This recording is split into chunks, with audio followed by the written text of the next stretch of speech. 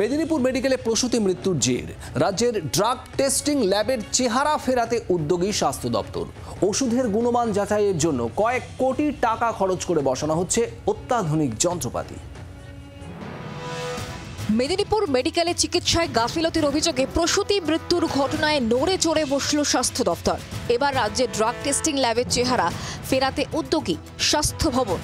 ওষুধের গুণমান যাচাইয়ের জন্য কয়েক কোটি টাকা খরচ করে বসানো হচ্ছে অত্যাধুনিক যন্ত্রপাতি। সেন্ট্রাল ড্রাগ ডিরেক্টরেট সূত্রে খবর, রাজ্যের বিভিন্ন জেলা থেকে প্রতি মাসে প্রায় লক্ষাধিক নমুনা এসে পৌঁছায় এই ড্রাগ টেস্টিং ল্যাবে, এবং যে ধরনের যন্ত্রাংশ রয়েছে তা বিপুল পরিমাণে এই নমুনা পরীক্ষার জন্য যথেষ্ট নয়। যে কারণে স্বাস্থ্য দপ্তরের তরফ থেকে ইতিমধ্যেই টেন্ডার জমা করা হয়েছে এবং টেন্ডার দিয়ে সংস্থা বাছাই করা হচ্ছে। স্বাস্থ্য দপ্তর সূত্রে খবর, ৩৫ লক্ষ টাকায় বসানো হচ্ছে অ্যানালিটিক্যাল ওয়াটার পিউরিফিকেশন সিস্টেম। ৫০ লক্ষ টাকায় বসানো হচ্ছে অ্যানালিটিক্যাল ব্যালেন্স ও প্রিন্টার। ১,১০ লক্ষ টাকা খরচ করে কেনা হচ্ছে micro balance printer. UV vis spectrophotometer বসাতে খরচ হচ্ছে ৪৫ লক্ষ টাকা।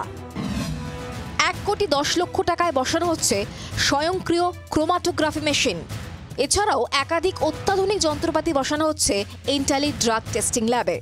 এখানে যে সমস্ত অত্যাধুনিক অ্যানালিটিক্যাল ইনস্ট্রুমেন্ট আনা হচ্ছে, তাতে করে আমরা নিঃসন্দেহে বলতে পারি যে আমাদের ড্রাগ টেস্টিংয়ের গুণগত মান এবং তার উৎকর্ষতা পরিলক্ষিত হবে। ল্যাবের আধুনিকীকরণ শেষ হলে একদিকে যেমন ওষুধের গুণমান ঠিকমতো যাচাই করা যাবে, তেমনি নিম্নমানের ওষুধ বাজারে ছড়িয়ে পড়ার আগেই ব্যবস্থা নিতে পারবে স্বাস্থ্য দপ্তর। ক্যামেরায় দেবাশিসের সঙ্গে অয়নের রিপোর্ট, জি24 ঘন্টা। বাংলার আওয়াজ, বাঙালির আবেগ, জি24 ঘন্টা।